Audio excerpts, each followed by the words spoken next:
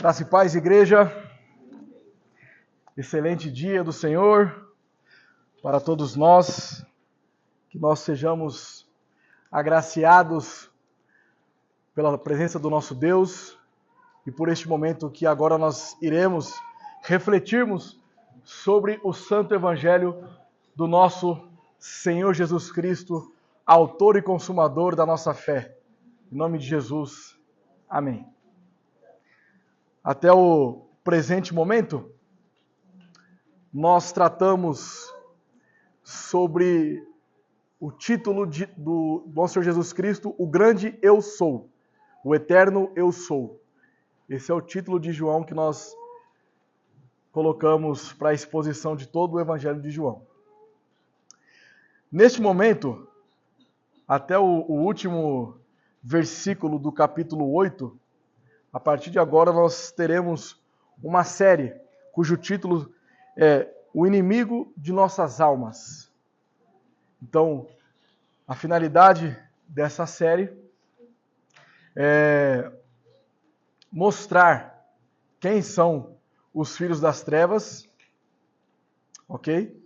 A prática do pecado e demonstrar quem é o nosso adversário. Quando eu digo isso, o inimigo de nossas almas, eu estou tratando de um contexto geral, ok? No sentido de que Satanás, ele é o inimigo de todo ser humano. Agora, não é prudente e nem correto nós entendemos isso como se ele pudesse vencer o nosso Deus. Então, aqueles que são eleitos do Senhor, em nenhuma maneira será vencido completamente por Satanás. Uma vez que o autor e consumador da nossa salvação é Cristo, o Rei dos Reis. Então, nós rejeitamos a heresia de que um eleito do Senhor pode perder a salvação. Ok? Dito isso, o tema desta manhã é luz e trevas. Ok? Nós iremos considerar os versículos do Evangelho de João no capítulo 8, dos versículos 12 ao 20. Vamos ler a passagem. De novo, lhes falava Jesus dizendo: Eu sou a luz do mundo. Quem me segue não andará nas trevas. Pelo contrário, terá a luz da vida. Então lhe objetaram os fariseus: Tu dás testemunhos de ti mesmo. Logo, o teu testemunho não é verdadeiro. Respondeu Jesus e disse-lhes: Posto que eu testifico de mim mesmo, o meu testemunho é verdadeiro. Porque eu sei de onde vim e para onde vou, mas vós não sabeis de onde venho, nem para onde vou. Vós julgais segundo a carne, eu a ninguém julgo. Se eu julgo, o meu juízo é verdadeiro, porque não sou eu só, porém eu e aquele que me enviou. Também na vossa lei está escrito que o testemunho de duas pessoas é verdadeira. Eu testifico de mim mesmo, e o Pai que me enviou também testifica de mim. Então lhes perguntaram: Onde está teu pai? Respondeu Jesus: Não me conheceis a mim, nem a meu pai. Se conhecesseis a mim, também conhecereis a meu pai. Proferiu ele estas palavras no lugar do gasofilácio, quando ensinava no templo, e ninguém o prendeu, porque não era ainda chegada a sua hora. Vamos a ele em oração. Nosso Senhor Jesus Cristo, nosso Deus, nós estamos diante de tua presença, neste momento em que vamos refletir agora sobre o teu santo evangelho, sobre as sagradas escrituras. Que o Senhor nos conduza de uma maneira que possamos compreendermos e assim colocarmos em prática aquilo que nós estamos desenvolvendo para a glória do teu santo nome. Que o Senhor seja glorificado e Cristo seja o centro deste culto para a glória do teu santo nome. Amém. Novembro de 2023, ocorreu um fato histórico, em um sentido negativo, aqui na capital de São Paulo, quando nós ficamos sob a condição de um blackout. Muitas pessoas ficaram em torno de 3 dias a até uma semana sem energia nas suas casas, nas suas empresas, e isso dificultou bastante a vida das pessoas. Essa circunstância ocorreu pelo fato de que uma torre de energia tinha sofrido um problema técnico e fez com que milhares de pessoas ficassem sem energia nos seus lares. E eu recordo que quando estava acontecendo isso, nós não tínhamos nenhum gerador em casa e eu tentava trabalhar nas ruas e aquela escuridão, o medo de você ser assaltado, acontecer alguma coisa, ou até mesmo um acidente, porque você não tem a visão completa do que está acontecendo. E ao mesmo tempo você preocupado com o seu lar, porque a sua família está lá, naquele escuro. Muitas pessoas também ficaram sem comunicação, porque o sinal de internet também não estava legal. E ainda aqueles que tinham acesso à internet, muitas vezes o celular descarregava e não tinha como carregar. Sem contar o banho de canequinha, né? Que foi talvez o menos pior de tudo. O fato é que a escuridão torna a vida de qualquer pessoa bem complicada. Você, para se locomover, para você fazer qualquer circunstância, seja num espaço dentro da sua própria casa, porque você está andando, tropeça em alguma coisa, cai, bate em algum lugar, ou mesmo se você estiver andando nas ruas, os perigos são inumeráveis, né? Na verdade. Nós, quando observamos o conceito de trevas na Escritura, a vida de todo aquele que está fora de Cristo é como a vida daqueles que estão caminhando numa escuridão com todas as suas dificuldades. E a dificuldade daqueles que estão fora de Cristo chama-se pecado. Essas pessoas, elas, por estarem consumidas pelo pecado, elas foram totalmente corrompidas pelo pecado, elas têm completa dificuldade de alcançar o objetivo, de maneira que se torna impossível que elas adorem a Deus. Porque a sua natureza interior, as suas faculdades foram corrompidas pelo pecado, de modo que agora elas não conseguem mais glorificar a Deus. Então a vida de todo aquele que está fora de Cristo é uma vida de intensa escuridão. Por isso, nós desenvolvendo o conceito desta breve série que nós iremos fazer, o inimigo de nossas almas, ele possui os seus filhos. E nós vamos identificar aqui as características dos filhos das trevas. Estava conversando com o Vitor e a Fernanda. Se à noite nós estamos identificando aqui os falsos mestres, agora nós vamos identificar também os seus discípulos. Ok? Nosso sermão está dividido em 2 partes principais. A primeira delas chama-se Características dos que vivem na luz. Nós então iremos ver a diferença, o contraste daqueles que estão na luz versus aqueles que estão nas trevas. E o segundo ponto não seria diferente. Nós vamos entender as características daqueles que vivem sob as trevas. E para as nossas crianças, quero deixar uma palavrinha para que vocês pesquisem com os papais. E a palavra-chave é providência. Vocês devem pesquisar o que significa providência. Ok? Como nós afirmamos teologicamente isso? Aqueles que andam na luz de Cristo herdarão a vida eterna. Entretanto, aqueles que andam e permanecem nas trevas experimentarão a condenação eterna. Ok? Vamos à exposição do texto. Primeiro versículo novamente. De novo lhes falava Jesus dizendo: Eu sou a luz do mundo. Quem me segue não andará nas trevas. Pelo contrário, terá a luz da vida. Ok? Esse primeiro versículo apenas. Quando Jesus, ele profere: Eu sou a luz do mundo. As pessoas que estão escutando Jesus, elas têm uma certa compreensão do que isso significa. Porque no contexto judaico, na literatura judaica, essa palavra luz do mundo, ela aplicava-se, por exemplo, a Israel étnico, Jerusalém, aos patriarcas, ao Messias, a Deus, aos rabinos mais famosos, ou então a lei de Deus. O que isso significa? Que sempre quando a expressão luz do mundo aparece, ela traz consigo uma conotação de extrema importância.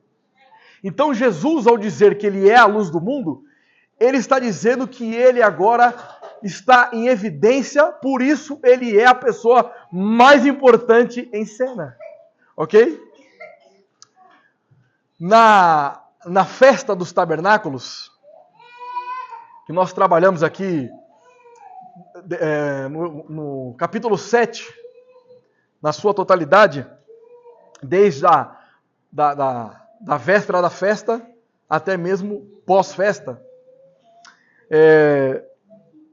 Nessa festa ocorria uma celebração na qual as mulheres elas faziam uma dança com tochas na mão. E isso servia para trazer uma ideia de luz para aquela festa. Então é muito pertinente o que Jesus está dizendo aqui.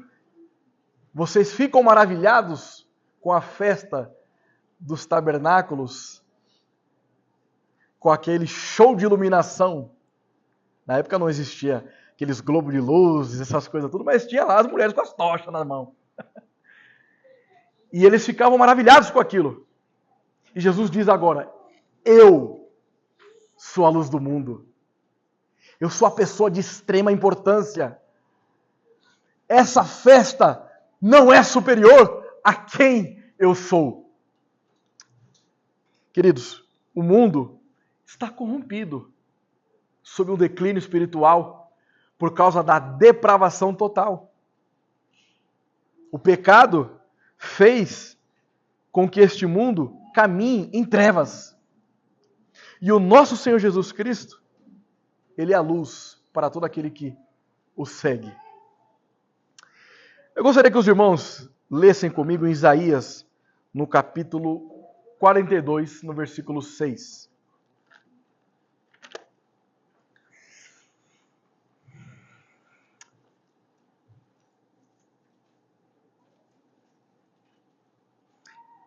Eu, Senhor, te chamei em justiça, tomar-te-ei pela mão e te guardarei, e te farei mediador da aliança com o povo, e luz para os gentios.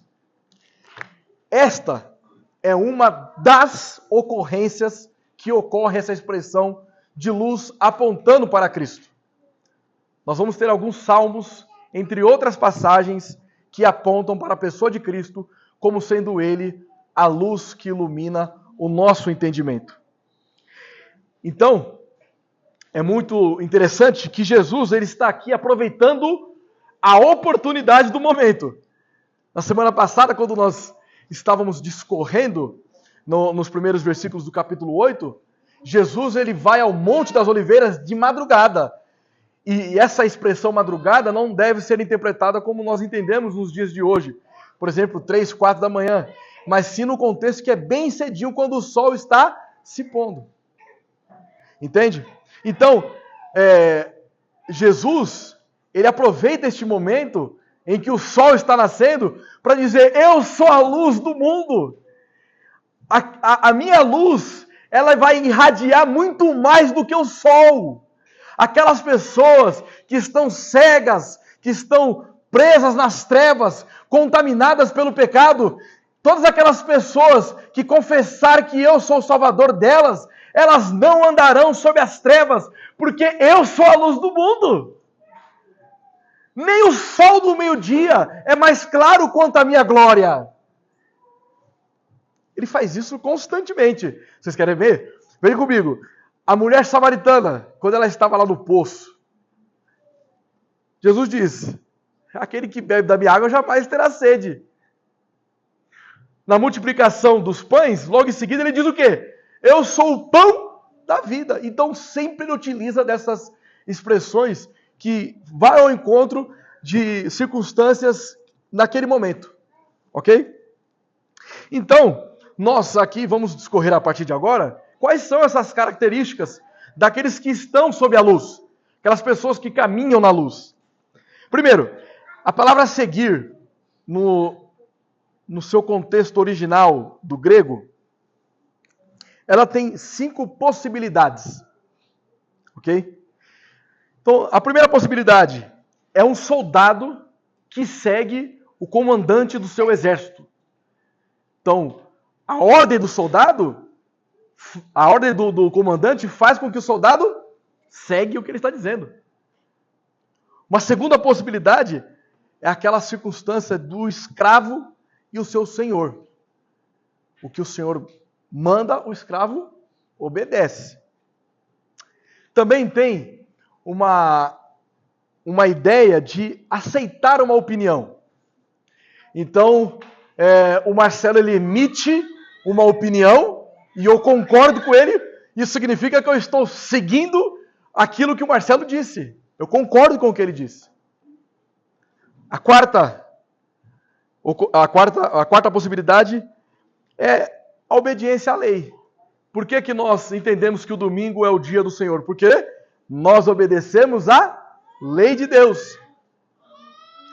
E a mais pertinente para o que nós estamos tratando agora, e a última possibilidade, é uma ideia de seguir o mestre. Ele é o mestre. Ele que tem a verdade. É ele quem tem as palavras de vida eterna. Ele que tem a água que eu jamais terei sede. Ele que é o pão da vida. Ele que é a luz do mundo. Então ele é o mestre. Eu o sigo. Ok? Dito isso, para que nós entendamos quais são as características daquelas pessoas que seguem a Cristo, primeiro nós temos que entender que nós devemos seguir o Mestre. Segundo, seguir a luz demanda fé. Ok? Não simplesmente você deve acreditar que Jesus existiu. Qualquer ateu pode chegar a essas mesmas conclusões. Inclusive, vocês vão encontrar diversos materiais sob o título O Jesus Histórico. Eles não estão preocupados com quem de fato Cristo era. Eles estão preocupados com a veracidade da história de Jesus. Agora, se de fato Jesus existiu e ele afirma quem ele era, inevitavelmente ele tem que ser entendido como Deus. Mas as pessoas insistem em apenas ter o entendimento de que um dia uma pessoa chamada Jesus pisou aqui na terra. Certo? Também, nós não devemos entender como alguns dos fariseus estavam entendendo. Ele é um profeta, semelhante a Moisés. A afirmação é correta, mas ela não é correta isolada. Porque entender que Jesus é um profeta não nos diferencia, por exemplo, do islamismo, que tem o seu profeta maior, Maomé, e que Jesus Cristo também é um profeta. Nós também não devemos entender como os nestorianos, que dividia as duas naturezas do nosso Redentor. Ou ele é homem, ou ele é Deus. Ou então uma ideia gnóstica, uma ideia daquele conhecimento que faz com que você tenha um entendimento diferente de todas as outras pessoas. E que Jesus, na verdade, ele não poderia ter existido como homem porque a matéria é ruim e o espírito é bom. Então, isso não é uma compreensão de quem Jesus é. A compreensão exata de quem Cristo é que Ele é o nosso Salvador, Ele é o Redentor, Ele é o nosso amado. Para que eu possa compreender quem de fato Jesus é, eu tenho que aceitar a sua totalidade. É aquilo que nós trabalhamos em alguns sermões anteriores. Faz tempo que eu não repito essa palavra aqui, talvez os irmãos nem lembrem, alguns vão lembrar. Mas a ideia da união hipostática, as duas naturezas de Cristo. Cristo, ele é plenamente homem, ele é plenamente Deus. Se ele não é plenamente homem, ele não pode substituir nós na cruz do Calvário. E se ele não é plenamente Deus, o sacrifício dele também foi insuficiente. Ele também não é só profeta, mas ele é rei, profeta e sacerdote. Para eu entender que ele é o nosso rei, eu preciso aceitar que ele está no controle soberano de todas as coisas. O contrário disso é eu tomar as minhas decisões sem consultar a palavra de Deus. É eu querer agir na força da carne, não entendendo que ele está no controle. Não é simplesmente eu dizer que ele é o meu rei, mas eu ajo segundo a minha própria vontade. Então eu decido onde eu vou trabalhar, eu decido com quem eu vou casar, eu decido se eu vou ter filhos ou não. Percebe? Mas nós não decidimos isso? Decidimos. Mas segundo a reta justiça. Se o seu trabalho te afasta da presença de Deus, não é a vontade de Deus. Porque Deus quer que você esteja perto dele. Ah, mas eu amo aquela moça, eu amo aquele homem. Mas se ele te afasta da presença de Deus, não é para estar do seu lado. Mas eu não quero ter filhos porque filhos traz problemas. Como assim? É Cristo que reina ou não? Na verdade, Cristo quer que você tenha muitos filhos. Oh, glória! Percebem? Eu também não devo reconhecer que ele é profeta. Qual a finalidade de um profeta? Adivinhar o futuro. É isso que as pessoas entendem, não é verdade? Mas a finalidade de um profeta é revelar a vontade de Deus. Ele intercede, ele traz aquilo que o ser humano não conhece. Então, quando os profetas do Antigo Testamento eles iam até os reis ou alguma outra pessoa, eles iam para levar o juízo sobre aquelas pessoas. Ou uma boa notícia. Mas que a pessoa em si mesma não tinha conhecimento. Essas pessoas estão cegas porque elas não têm o conhecimento. E Cristo é o nosso profeta porque Ele nos traz a verdade. Ele nos revela aquilo que nós precisamos. Então, se a minha vida é uma vida de mentira, eu não posso dizer que o Senhor Jesus Cristo é um profeta. Porque o que Ele revelou para mim? Qual foi a verdade que Ele trouxe para mim? Se a minha vida é uma vida de mentira. Percebem? Que não é simplesmente você, Ele é. É? E o que isso representa para você? Cristo, Ele é o nosso sacerdote. O sumo sacerdote. Aquele que intercede pelo povo. O sumo sacerdote, ele ia no lugar santo dos santos. Interceder pelo povo. Jesus Cristo, quando ele é posto na cruz, o véu se rasgou. E ele é o nosso intercessor. É ele quem está em nosso favor.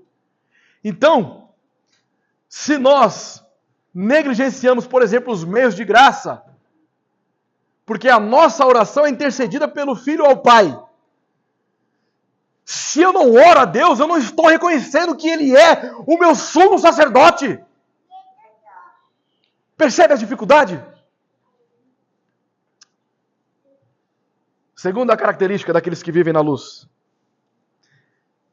Seguir a luz é exclusivo de todo aquele que tem o Espírito Santo. Por quê? O Espírito Santo, ele habita nos eleitos. Ele não está do seu lado, ele não está atrás de você, ele não está na sua frente, está dentro de você. Se você é um eleito, você tem o Espírito Santo. Ele habita em nós e nos faz lembrar daquilo que Cristo nos ensinou. Ele é quem produz uma fé salvadora em nossas vidas. É Ele quem nos santifica também. Então veja, se a minha vida ela não é uma vida de busca pela santificação, é sinal que o Espírito Santo não habita em você. Se a sua fé é uma fé que trabalha com a hipótese de bens materiais apenas, pode ser que o Espírito Santo não habita em você. Porque o Espírito Santo, meu irmão, ele veio para nos convencer do pecado, da justiça e do juízo. Então, se na sua vida não há esse tipo de convencimento, é sinal que o Espírito Santo não habita em você. E não adianta você falar que você é cheio do Espírito Santo. Porque você pula, porque você grita, não adianta. Essa não é uma evidência de que você é cheio do Espírito Santo. A evidência que você está cheio do Espírito Santo é que você glorifica Cristo. Porque o Espírito Santo nos faz lembrar o que Cristo nos ensinou, para que Cristo e somente Cristo receba toda a honra e toda a glória. É o Espírito Santo que nos motiva a buscar a santificação. Vocês já pararam para pensar na liturgia do nosso culto? Por que antes do sermão há uma oração de confissão de pecados? Porque é o Espírito Santo que tem que guiar este culto. Quando nós confessamos os nossos pecados, nós estamos rasgando o nosso coração e mostrando Cristo. Eu sou completamente dependente de Ti. Se o Senhor não me perdoar, eu não consigo Te glorificar. Porque a minha vida é tomada pelas trevas. E se nós... Vejam isso. Aos amantes dos debates teológicos das redes sociais, que amam os 5 pontos do calvinismo, né? Eles parecem gostar dos 5 pontos do calvinismo. Qual é o 5º ponto? Perseverança dos santos. É você que está perseverando? É isso que você pensa? Que você vai perseverar até o fim? Na força da carne? É assim? Que porque você entendeu os 5 pontos do calvinismo, que você é um nascido de novo? É o Espírito Santo que produz a fé em nossos corações. É Ele que faz com que nós perseveramos até o fim. É o Espírito Santo que nos capacita. E é Ele quem restaura as nossas vidas. A palavra restaurar, esse prefixo re, desculpe até a redundância, mas é trazer de novo aquilo que Adão era. É uma novidade de vida trazida novamente. Porque Adão, ele não tinha pecado e ele tinha relacionamento com Deus. Após o pecado, nós fomos tão corrompidos e tão afetados pelo pecado que nós não conseguimos nos relacionar com Deus. Então o Espírito Santo que nos dá novidade de vida, para que nós podemos ter um novo relacionamento com Ele. Ok? Terceira característica daqueles que seguem a luz. Eles experimentaram a alegria. Por isso que eu sou alegre, meus irmãos. As dificuldades, elas vêm na sua porta, mas elas não podem derrubar você. Elas não podem. Nós somos seres humanos. Nós nos entristecemos. Nós choramos. Entretanto, a nossa alegria está no Senhor Jesus Cristo. Porque é Ele quem supre as nossas necessidades. Então, aquilo que é impossível para nós, para Deus não é. Então, é na pessoa de Cristo que eu encontro a minha alegria. Também, eu encontro paz e liberdade. Porque eu estava em uma condição de escravo do pecado, e nós vamos trabalhar isso talvez domingo que vem, e eu fui liberto por Cristo. Então eu não sou mais escravo, eu tenho liberdade agora. E essa liberdade me traz paz. Nos momentos de tribulação, a vida daquele que segue a luz é uma vida de paz. Ele pode estar aflito externamente, ele pode estar preocupado, mas em nenhum momento ele deixa de confiar em Cristo. Ele está em paz porque as coisas vão passar. Nem que passa por cima de nós, mas vai passar. E veja, é uma evidência e uma característica daqueles que seguem a luz, é que nós temos...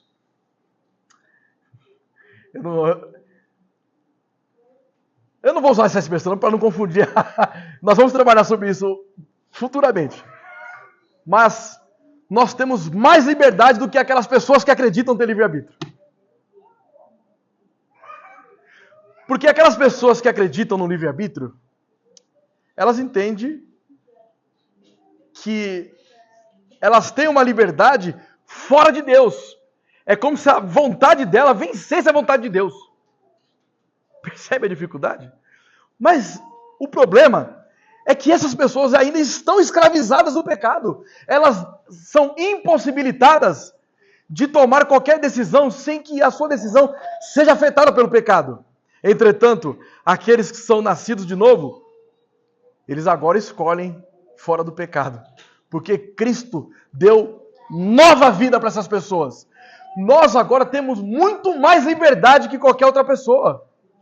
Porque agora eu sei identificar o que é um pecado contra Deus. E eu posso orar a Deus. Deus, eu não consigo, mas o Senhor pode me ajudar a me libertar desse pecado. A não ser tentado por esse pecado, a não cair nesse pecado, a não tropeçar nesse pecado. Um ímpio não pode fazer isso. Ele não pode dizer que ele tem livre-arbítrio. Mas nós temos liberdade. E a nossa liberdade é garantida pelo sangue de Cristo. Então essas são as 3 características daquelas pessoas que andam na luz. Quando o povo estava no deserto, lá no Pentateuco, em Êxodo, a glória da presença de Deus que estava conduzindo o povo na direção da terra prometida. Então, durante o dia, tinha aquela coluna de vento. Quando ela se movia, então Israel seguia aquela coluna. E à noite, era aquela coluna de fogo que iluminava os passos dos israelitas. Pegaram a referência? Cristo é essa coluna de fogo que ilumina os nossos passos, que faz com que nós caminhemos em direção ao alvo que está em Cristo Jesus. Glórias a Deus. Então, essa afirmação de Jesus Cristo, no versículo... Nós estamos só no versículo 12 ainda, hein? Essa afirmação, eu sou a luz do mundo, quem me segue não andará nas trevas, pelo contrário, terá a luz da vida. É uma afirmação gloriosa e carregada por uma promessa bendita. É gloriosa porque Ele é a luz que ilumina todo aquele que crê. E a promessa é de que nós jamais retornaremos às trevas.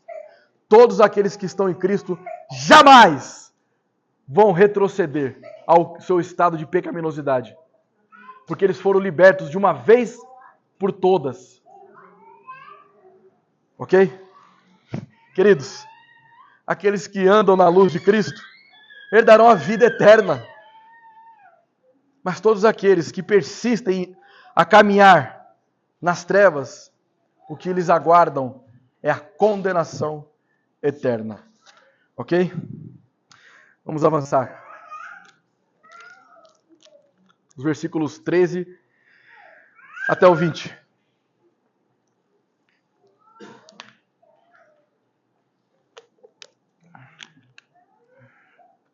Então lhe objetaram os fariseus: tu dás testemunho de ti mesmo, logo o teu testemunho não é verdadeiro.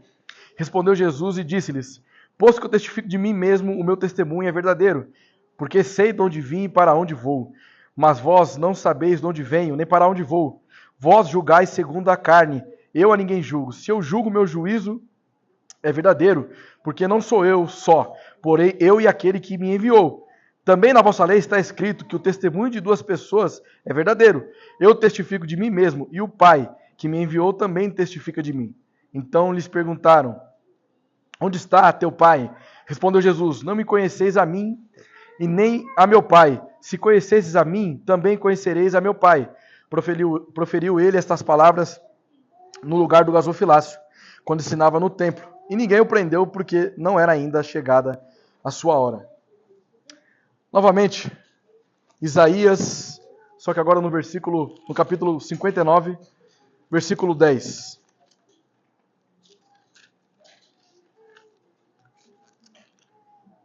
Isaías, capítulo 59, versículo 10.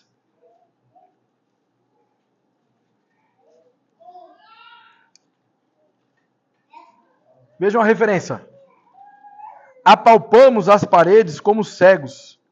Sim, como os que não têm olhos. Andamos apalpando. Tropeçamos ao meio-dia como nas trevas. E entre os robustos somos como mortos. Então, novamente, percebem a referência que Jesus está utilizando aqui? Quando ele diz que aqueles que não estão caminhando na luz estão sob as trevas. Então nós temos como referência esta passagem de Isaías, que traz a ideia de você caminhar nas trevas. É você não estar enxergando para onde você está indo, porque você está cego. As pessoas não conseguem enxergar a verdade de Cristo porque elas estão cegas. E não adianta você ir lá e mostrar a mensagem do Leonardo, mostrar a mensagem do André, do Paul Washer, do Paulo Júnior, que ela vai falar isso, eu não quero saber disso. Elas estão sendo alimentados, referência do Vitão novamente aí, por isopor. E elas não conseguem enxergar, porque elas estão cegas nas trevas.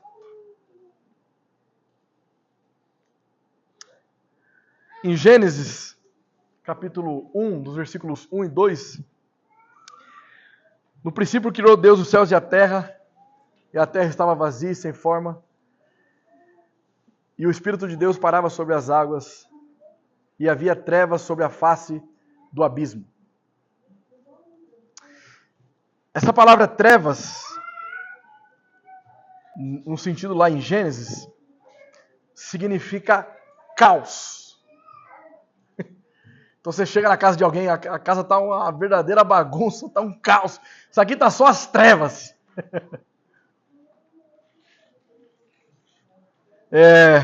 Posteriormente, essa palavrinha trevas, ela foi associada ao mal. Então, uma pessoa que está vivendo no alcoolismo, ou viciada nas drogas, ou seja, qualquer circunstância ela tiver, num sentido ruim, essa pessoa é como se estivesse, a gente diz o quê? Ó, tá vendo? Tá só as trevas ali. Seu filho das trevas! Ela também se iguala ao conceito de morte. Sabe por quê? Porque no grego a palavrinha Sheol significa o mundo dos mortos. E só há trevas no mundo dos mortos. As trevas também simbolizam ignorância humana. Então, aquelas pessoas que estão dentro de uma seita, que você tenta falar a respeito do evangelho para ela, e ela não consegue entender. E o pior, por ela não conseguir compreender o que você está dizendo, ela ainda fala que você está errado, que vai expulsar o demônio de você. Estão na ignorância porque estão nas trevas. Ok? Ela também significa estar associada ao pecado e à condição daqueles que estão ausentes da luz. Então, por consequência lógica, todos aqueles que estão fora da luz estão sob as trevas. E será a condição de todos aqueles que persistirem em seus pecados e assim morrerem sem o arrependimento. Permanecerão eternamente sob as trevas. Os antigos mesmo, lá no Antigo Testamento mesmo, e até também a parte ali de Jesus, eles condenavam a prática do autoelogio. Por isso que a lei exigia 2 testemunhas para confirmar uma acusação. E eu estou me baseando nisso, lá em Deuteronômio, no capítulo 19, versículo 15, vai falar a respeito sobre ter 2 testemunhas diante de uma acusação em juízo. E nós percebemos que os fariseus aqui agora, eles fazem uma contestação infundada a respeito de Cristo. Quando eles exigem 2 testemunhas, é porque eles não sabem quem Cristo é. E nós vamos discorrer um pouquinho mais a seguir. Mas note agora, novamente, as características, então, daqueles que estão sob as trevas. A primeira delas, eles são zelosos para abafar a sabedoria e a verdade de Deus. Preste atenção. Quando os servos dos fariseus, no capítulo 7, eles vão para prender Jesus, eles não conseguem prender, não é verdade? Então eles voltam. Aí o que os mestres falam? Cadê o homem? Vocês foram enganados também por ele? E aí quando eles começam a falar, que ficaram maravilhados com o discurso de Jesus Cristo, o que é? Vocês sabem mais do que nós agora? Querendo calar, não falem de Jesus. Segundo, a plebe, lembra da plebe? Quem é a plebe? O povão, isso aí. Quando a plebe se levanta para falar a respeito de Cristo, essa raça maldita, eles não conhecem a lei de Deus. Os fariseus irados. Calem-se, sua raça maldita, não fale desse nome. Nicodemos, e não é o tio Nico, hein? Quase falei semana passada, mas não é ele não. Nicodemos, ele, diante dos fariseus ali, dos mestres, mas não é assim que nós julgamos não, meu irmão. Tem que ter a lei aí certinha, tem que ter a testemunha e tal. O que foi? Será que pode sair alguém lá da Galileia? Você é um galileu agora também? Percebem? Eles querem silenciar todos aqueles que professam o nome de Jesus Cristo. Os filhos das trevas não suportam Jesus Cristo. Se você sair daqui, depois do culto, e for lá na parada gay e começar a anunciar a Cristo, eles vão escorraçar você. Eles vão te ofender. Não precisa nem ir lá. Se você sair, encontrar qualquer uma pessoa aí que esteja nas trevas, você acha que você confia nesse livro aí?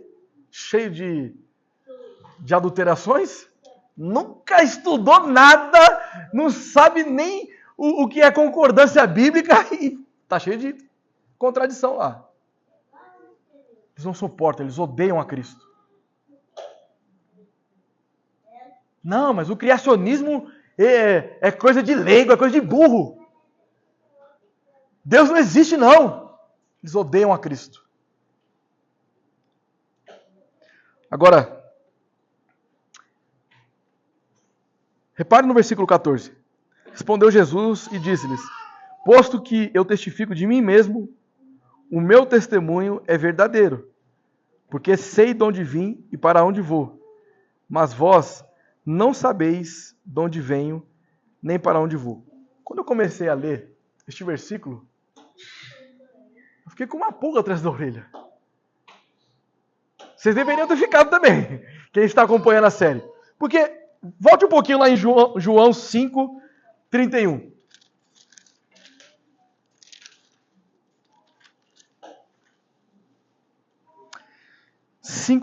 Olha só, se eu testifico a respeito de mim mesmo, o meu testemunho não é verdadeiro. Aí agora em João 8,14, posto que eu testifico de mim mesmo, o meu testemunho é verdadeiro. Primeiro ele fala que se ele fala dele mesmo não é verdadeiro, e agora ele fala que se ele fala dele mesmo, o que está acontecendo aqui? É uma contradição? Nós chamamos isso de aparente contradição, porque na verdade Jesus, ele dá uma explicação irrefutável. Veja, em João 5, ele está tratando da seguinte forma: olha, eu não estou falando, se eu falasse de mim mesmo, ausente do Pai, então o meu testemunho não é verdadeiro. Mas eu falo, veja lá em 5 de novo, só que no 34 agora, ó. No 32, aliás. Outro é o que testifica a meu respeito e sei que é verdadeiro o testemunho que ele dá de mim. Então veja que o Pai está testificando a respeito do Filho. Isso significa que o Filho não fala a respeito de qualquer coisa ausente do Pai. Porque o Pai e o Filho é um só. É um único ser com 3 pessoas. Ok? Então, Deus é um Deus que subsiste em 3 pessoas. Então o Pai não fala ausente do Filho, ausente do Espírito, assim como o Espírito não fala ausente do Filho e ausente do Pai, e o Filho também não fala ausente do Pai e ausente do Espírito. Aqui em João 8, 14, ele já está dizendo que o que ele diz é verdadeiro, porque ele está falando no nome dele e do Pai. Percebe? Não há uma contradição aqui, mas é apenas uma constatação de quem de fato ele é. Eu e o Pai somos um. Então aqui, um exemplo esdrúxulo, mas apenas para ilustração. Se um oficial chegar na sua casa e te dar uma intimação, se você não vê a credencial dele, você. Quem é você? Mas quando o oficial de justiça ele vem com a sua credencial mostrando a quem ele representa, com a assinatura do juiz lá, ó, meu amigo, se você não for, você tá você tá frito! Jesus, ele é um oficial de Deus, porque nele habita plenamente a natureza divina. Ele é a expressão exata do ser de Deus. Ele não fala fora do Pai. Ele e o Pai são um só. Então o que ele fala é verdade, porque a testemunha que ele precisam de 2 testemunhas, então tá bom, eu falo em nome do Pai e em nome do Espírito Santo. Por isso que o meu testemunho é verdadeiro.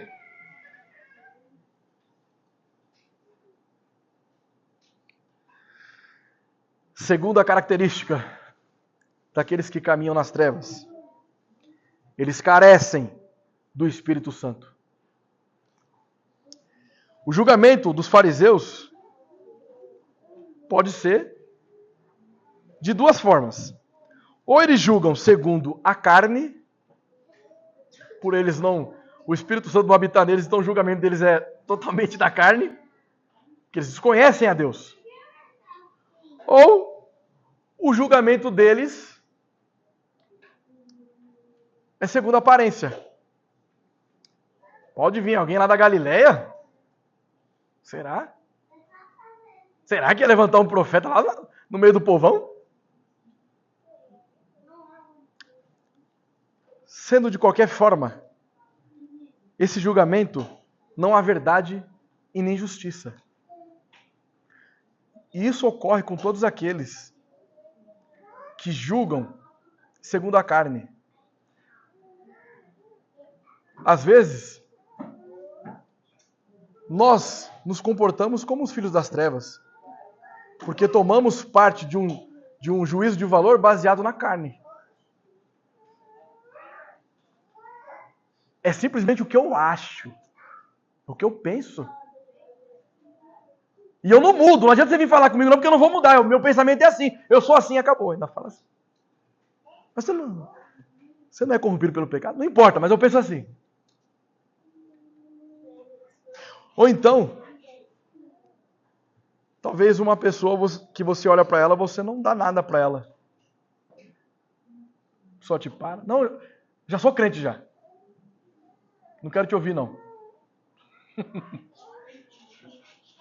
Então nós agimos algumas vezes como os filhos das trevas. Agora, veja João 3,17.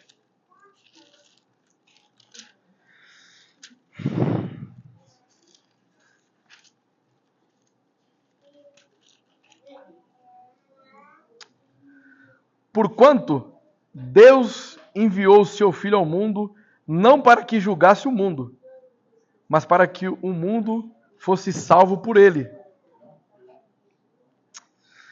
Só que agora Jesus Cristo, ele diz o seguinte: vós julgais segundo a carne, eu a ninguém julgo. Aí, até aqui beleza, porque está concordando com João 3,17, né? Só que ele continua. Veja só. Se eu julgo, o meu juízo é verdadeiro, porque não sou eu só, porém eu e aquele que me enviou. Note a semelhança com o versículo 14. Olha, eu não vim para julgar. Mas se eu fosse julgar, também era verdade.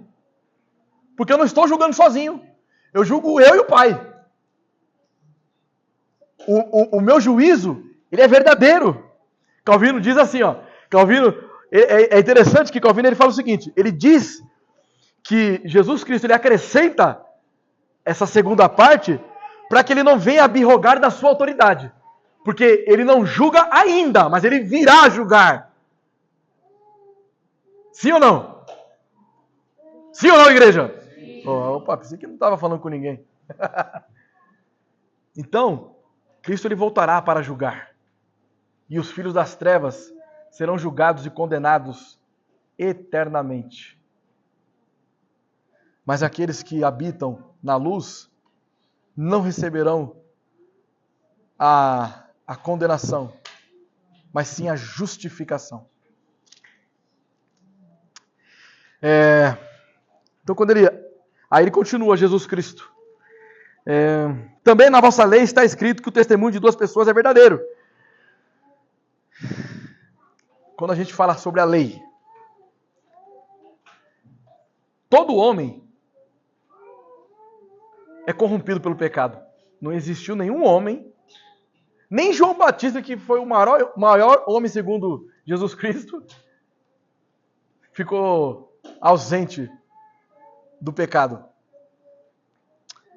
Jesus, ele diz o seguinte: maior é o meu testemunho, meu e do Pai. Vocês querem que eu seja julgado segundo a lei que eu mesmo estabeleci e por dois homens que estão corrompidos pelo pecado? A minha testemunha é superior a qualquer homem na terra, porque a minha testemunha vem lá de cima, não é daqui, não é corrupta, não está contaminada, ela é pura e ela é 3 vezes santa. Santo, santo, santo é o nosso Deus. Veja, no versículo 19. Então eles perguntaram: onde está teu pai? O testemunho de Jesus Cristo, o testemunho do Pai, comprova a veracidade de Cristo. Lembram quando Jesus ele foi batizar? Então veio uma voz do céu: este é meu filho amado, na qual eu me comprazo. Então o Espírito Santo desceu como pomba sobre Cristo. O maior testemunho já havia sido mostrado para eles. Por que eles não estão reconhecendo o testemunho de Cristo então? Porque eles estão cegos. Eles estão nas trevas. Eles estão tão perdidos que eles estão... É mais ou menos como se ele estivesse dizendo assim: e cadê José, seu pai? Que não está aqui para te defender. E ainda que ele tivesse, o testemunho de um pai era suspeito. Porque ele poderia estar agindo com amor e não com justiça.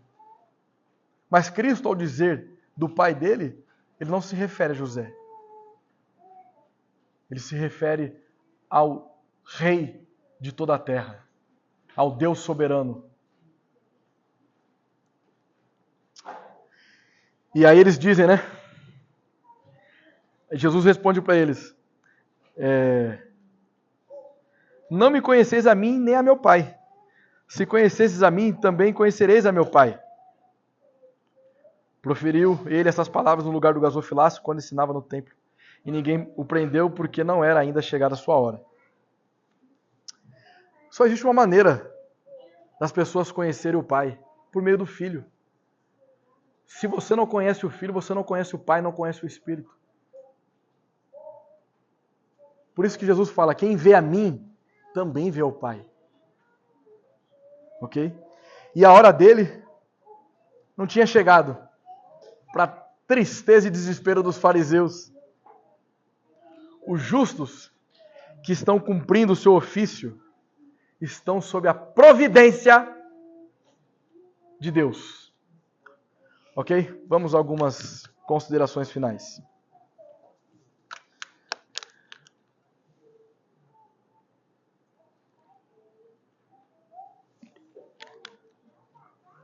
Queridos, Jesus é a luz do mundo, para esse mundo amaldiçoado pelo pecado. Ele também disse que nós somos luz do mundo e sal da terra. É de obrigação de nossa parte que nós evangelizemos as pessoas para que elas sejam esclarecidas pela verdade e não fiquem escravizadas pelo pecado. O mundo está caminhando em trevas, mas nós fomos alcançados pela luz de Cristo.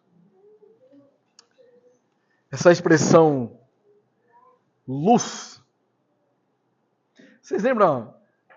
Não sei como está hoje em dia, né? Mas pelo menos na minha época, quando eu assistia desenho, quando algum personagem tinha uma ideia, não aparecia uma lâmpada assim, ó, que teve uma ideia? Isso também faz referência à luz. Então, a luz da virtude, ou seja, as faculdades dos seres humanos, a razão, o intelecto, a livre escolha, sabedoria carnal, tudo isso foi contaminado pelo pecado. Então as pessoas, existem pessoas que são extremamente eloquentes, que sabem a quantidade de estrela que tem na nossa galáxia. Tem pessoas que manjam tudo de medicina, qualquer coisa que você imaginar, de política, de tudo. Só que eles não têm a iluminação do Espírito Santo. O seu intelecto está corrompido. Então, por isso, que quando as pessoas se aprofundam tanto em alguns assuntos, elas confiam tanto no seu conhecimento, que elas dizem: Deus não existe. Eu posso provar.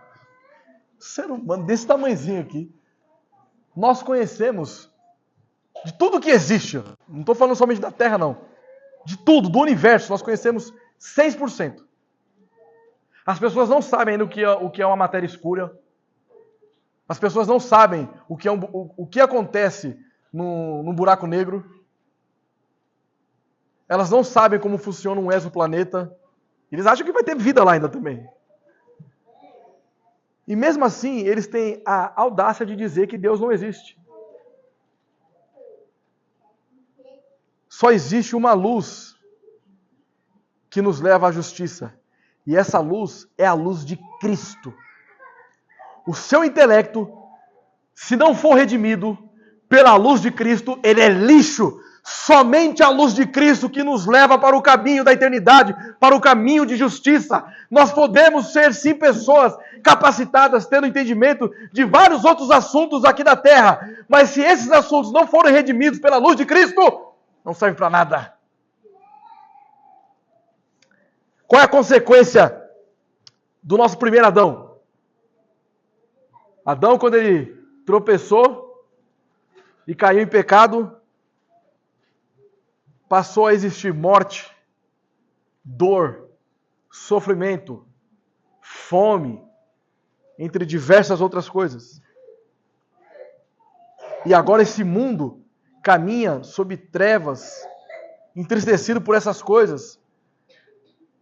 Agora, o resultado do nosso segundo Adão trouxe vida e vida com abundância. Então agora todos aqueles que caminham na luz, eles não sofrem de uma amargura eterna.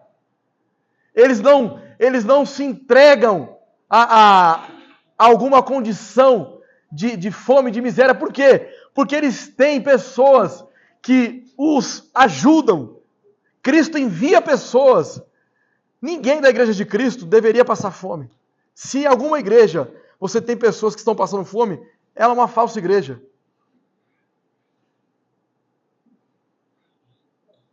Na nossa igreja Batista, Herança Reformada do Tatuapé, ninguém vai passar fome. Ninguém. Ninguém vai passar fome, meus irmãos. Ninguém vai passar fome.